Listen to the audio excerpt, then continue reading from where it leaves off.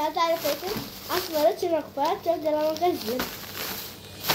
Eu mi-am cumpărat niște pesmeți. Aici este cu raci, are și sos. Apoi am cu carne.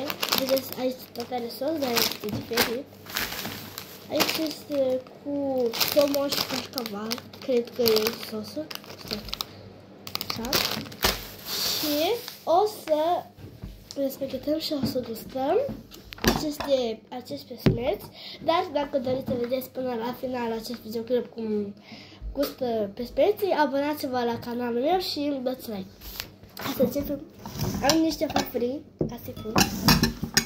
Hai să începem primul cu acestea.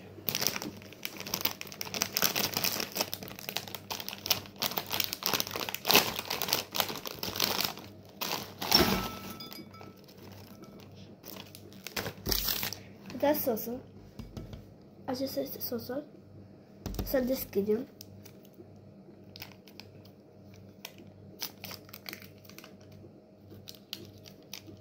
Ce arată sosul. Acum îl fac carne.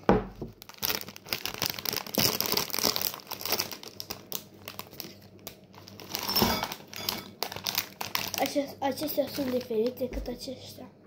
Vedeți? Aici tot este sosul.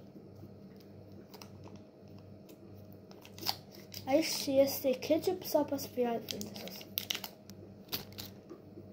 Vreau să ketchup parcă. Și curaj.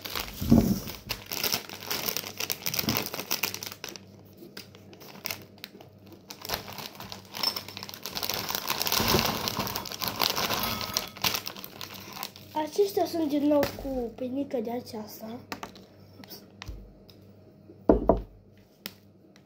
Așa. Și uitați sosul. Sunt foarte fericită că gustă acești pesmeți. Un pic am deschis prea corect.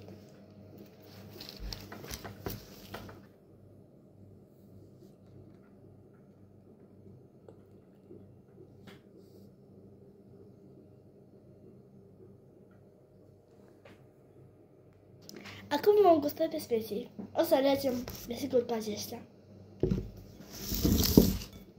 Hai să gustăm sosul. Am emoții să că poate este iute. Uitați cum așa arată.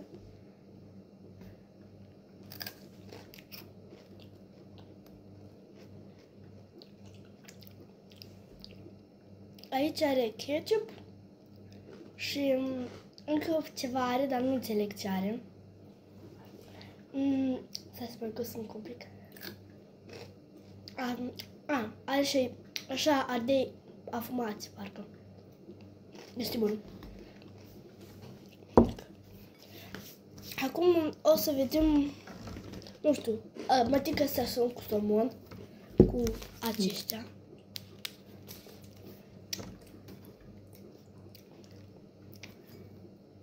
Eu să mă tem, poate nu să fie bun pentru mine, dar gustă.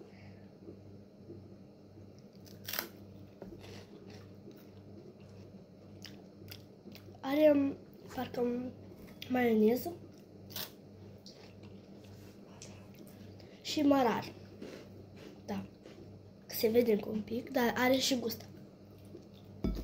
Bun, mă cerea să nu placă. Și acum cu raci.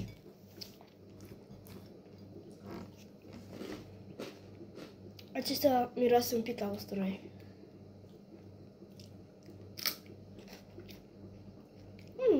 Este mai bun. Asta are maioneză, are usturoi și nu știu încă mai gustă mult.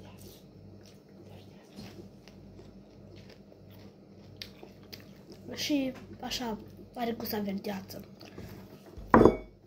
Deci, ia cum sunt noi, vă recomand să vă cumpărați și voi sunt foarte gustecei și bunecei.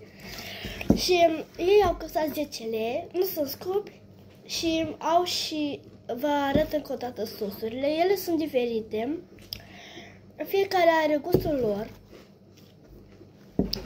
Sper că v-ați abonat. Ați dat like și ați scris ceva în comentarii și ce să vă spun, pe curând, pa, pa, și sunt foarte bun pe speții.